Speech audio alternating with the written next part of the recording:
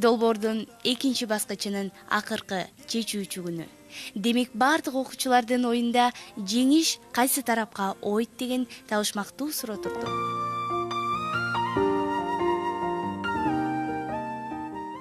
Урматтуу телекөрүүчүлөр, азыр 3 топтун мүчөлөрү боз үйдү чечүү жана боз үйдү жыйноо боюнча сынак болмокчу. Ошо сынакка кайсы топ кандай катышат, кайсы топ ылдамдык менен бүтөт жана кайсы топ боз үй чечүүнүн жана жыйноонун эрежелерин мыкты билет. Аны таймаштан силер менен биз чогуу көрмөкчүбүз.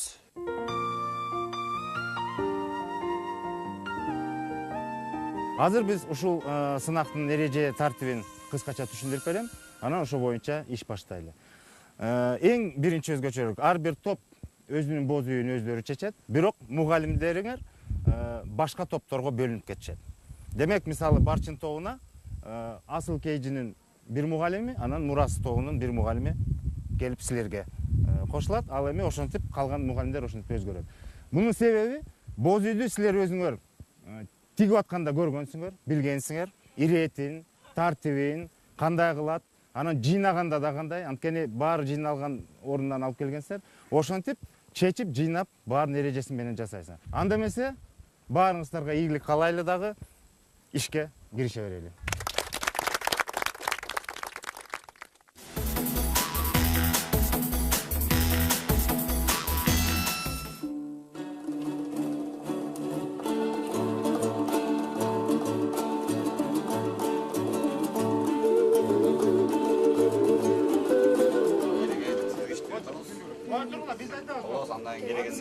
Dört kanatın özünce çoğaltıp üç kılıp daha aşağıda bunda beri tartı. birinci ben alamaz. Ya çeçip tut çağınan al. Buna en başında. Başladık. Ya.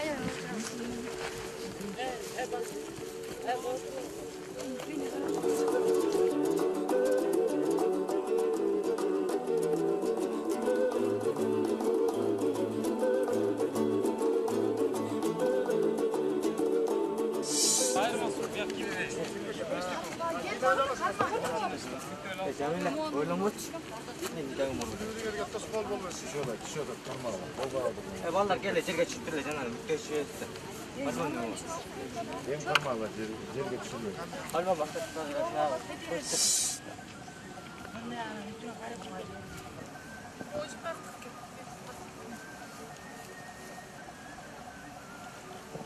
İçinde bir uçuyoruz da.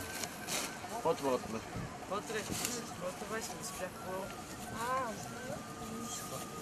Ne oldu? Ortasına geldi. Çok otur. Турдук алгандан кийин анан кийин улуттар бошоп түтүк кутап турат. А биз болсо муандан баштабыз. Жок, тескеричи буну арырактап.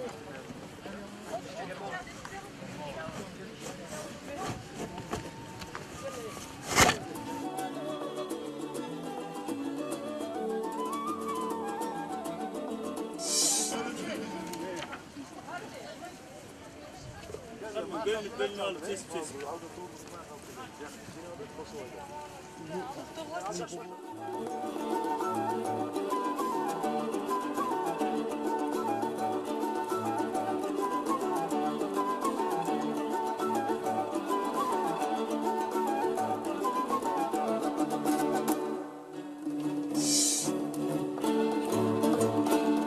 Kasan çık fotoğraf. Bunu hiç bunlar tele bakayım mı? Ne demeye çarpmışsın?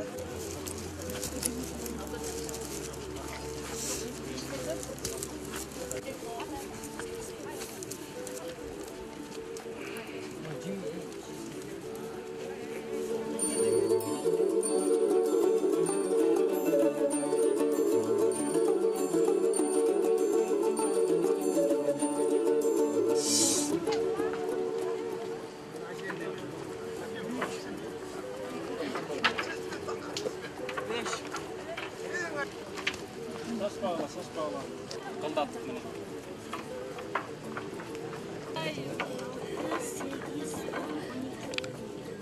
Yapacak.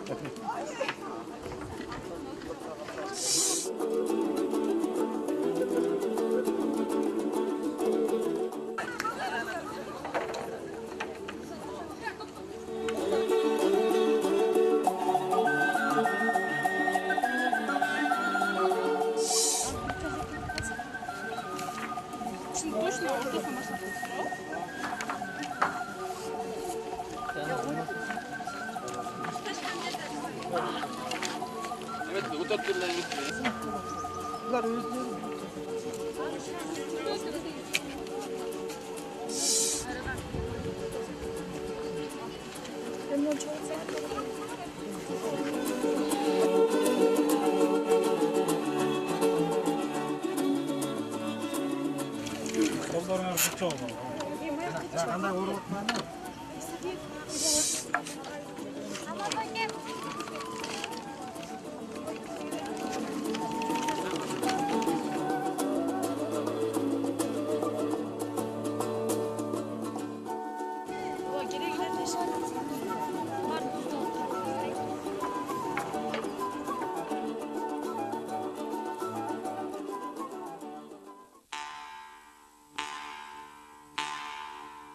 Акыркы сынак бул боз үй чечүү сынагы эле. Ушул сынакта негизи ар бир топ өзүнүн абдан жакшы билимин көрсөтүштү. Анткени боз үй тиккенине ошонун баары эске түйүлүп, анан чечүүдө баары колдонулду. Бирок бирден экиден аз кемчилик болду. Азыр биз ошол кемчиликтерди атап, ошону менен биринчи, экинчи, үчүнчү орунду белгилейли. Эмесе боз үй чечүү сынагында төрдөн баштасак, башынан Барчын тобу бир ката кетирди, бир кемчилик болду. Булардын катачылыгы эмнеде? Кереге чалгыч босогодон чечилип, анан жыйналды да. Бул туура эмес. Бул катачылыгын бул топ өзүнүн мойнуна алды, билет. Андан кийин ки боз үй Асыл Кейжи тобунун боз үйүн чечүүдө бул топ 3 жаңылыштык кетирди. Биринчиси канатчый босогодон чечилип баштады. Бул туура эмес. Экинчиден ошол эле канатчый кайра тескери оролду. Чийди тескери орогону менен бул кайра кийин боз үй тигүүдө кошумча дагы бир жумушту талап кылат да. Ошон үчүн чийди чечип атканда туура орош керек. Анан үчүнчү катачылыгы бул эшик чий тескери оролуп калды. Бул дагы ошо канатчый сыяктуу эле боз үй тигип атканда дароо даяр болгондой болуп оролуш керек эле. Ошон менен Асыл Кейжи 3 ката кетирди. Ал эми Мурас тобуна келсек, бул топ бир ката кетирди, эшик чий тескери оролду. Бул топ өзүнүн ошол катачыл моюнга алышты. Анан дагы бир ката деп эсептебейбиз, бирок мындай жаңылыштык болду. Бул топто кереге чалгыч босогодон чечилип баштаганда кайра топтун мүчөлөрү туурасын тапты дароо эле. Бирок баягы топтун өз ара топ иши чала болгондуктан бири-бирин укпай, баары бир деле босогодон чечилип баштаган кереге чалгыч ошол жактан оролуп кетти. Бул жерде силерге биз жөн эле баягы эскертүү иретинде топ ичинде иштегенде бири-бириңердин сөзүңөрдү угуп, баягы топ менен иштегенде үйрөнүш керек да. Биринчи орунга Барчын тобу, экинчи орунда Мурас тобу, ал эми үчүнчү орунга Асыл Кейжи болду. Эми жалпы жыйынтык чыгарууда биз мындай ыкма колдондук. Ар бир сынактын биринчи орунуна биз 5 деген упай берип атабыз, экинчи орунда 4 деген упай, 4 упай, үчүнчү орунда 3 упай. Ошону менен жалпы упайларды санай келгенде бизде жалпы жыйынтык чыгарылды. Бирок жалпы жыйынтык чыгараардан мурун биз дагы бир өзгөчөлүктү баса белгилеп кеткибиз келди. Биз ошону туура деп таптык. Эки топ бир чоң өзгөчөлүктү көрсөттү. Ушул биздин долбоорубуздун экинчи баскычында. Ал эмне деген өзгөчөлүк? Эң биринчиси бул Асыл Кейжи тобу. Ушул топко өзгөчө даярдык менен келип, өздөрүнүн мээнет эмгеги менен жанагындай төш белгилерин даярдап келишиптир. Бул өзгөчөлүк үчүн биз бир упай кошобуз. Ал эми дагы бир өзгөчөлүк болду бул Мурас тобунда. Бул өзгөчөлүк кыздардын дастаркон жаюу сынагында болду. Кыздар дастаркон жаюуда Манас дүйнөсүнө кайрылышып, ошол жерден Манастын эн тамгасын элеси менен дастаркон жайып, ошол Манастын сөзү менен баштап меймандарын тосуп алышты, тосуп жакшына көздөштү. Ошол өзгөчөлүк үчүн Мурас тобуна дагы бир упай кошулат.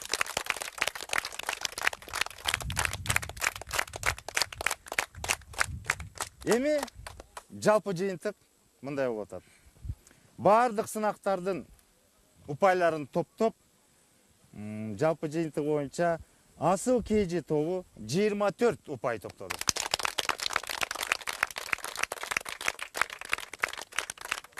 Мурас тобу 25 упай топтоду.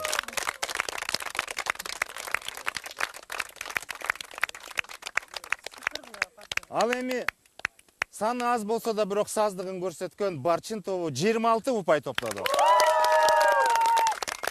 Азаматсыңар. Бул экинчи көрсөтмө билим баскычында силердин топтогон упайыңар менен токтолбойт. Анткени алдыда дагы 3-чү баскыч бар долбоордун. Бул таймаш баскычында негизги билимиңер ошол жерден сыналат дагы. Бул топтогон упайларыңар эске алынат, бирок алдыда дагы убакыт бар, алдыда дагы чоң мүмкүнчүлүк бар. Ошон үчүн жакшылап даярдангыла, дагы окугула, дагы тереңдеткиле билимиңерди. Ошону менен буюрса 3-чү баскычка кезигишкенге чейин аман калыңыздар. Кыргыз болгону, кыргыз атка конгону.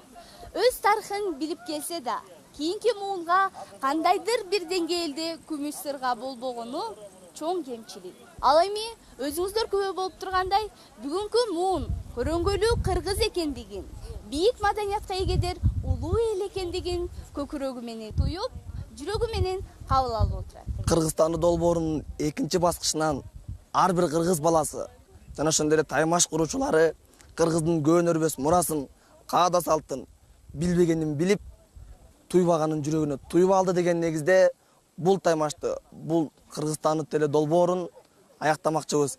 Кийинки теле долбоордон көрүшкөнчө бар болуңуздар, аман болуңуздар.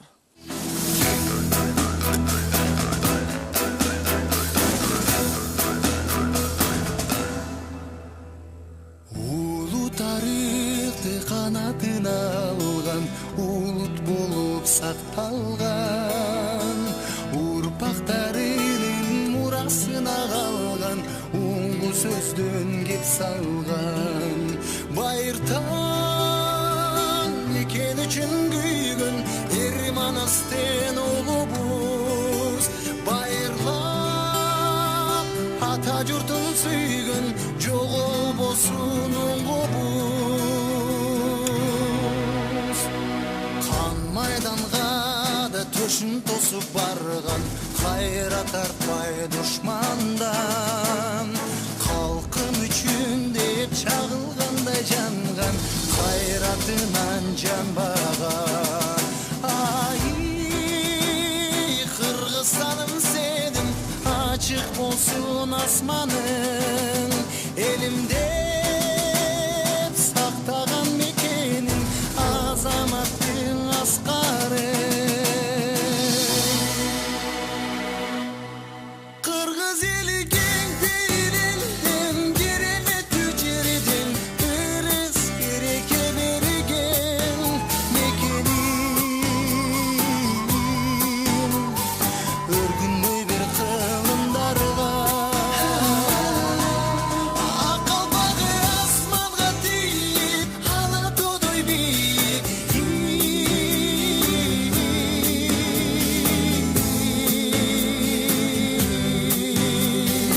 Өргүндөй бир кылымдарга,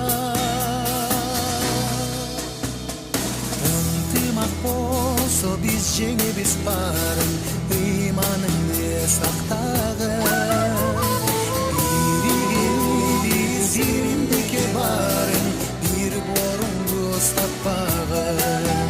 Жараткан бейпил жашоо берсин, тынчтык болуп элимде. Жаңаткан таңырынан келсин, береке кут жериме. Кыргыз эли кең пейилден,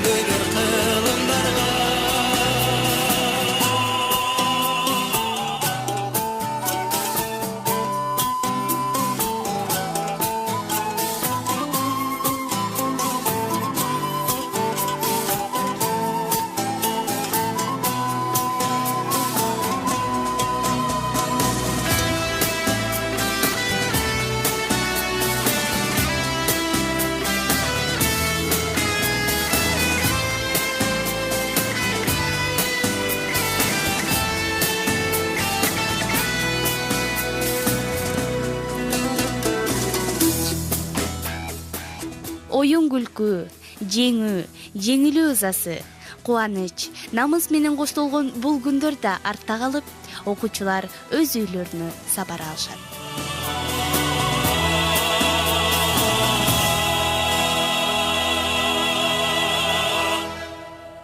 1, 2, 3.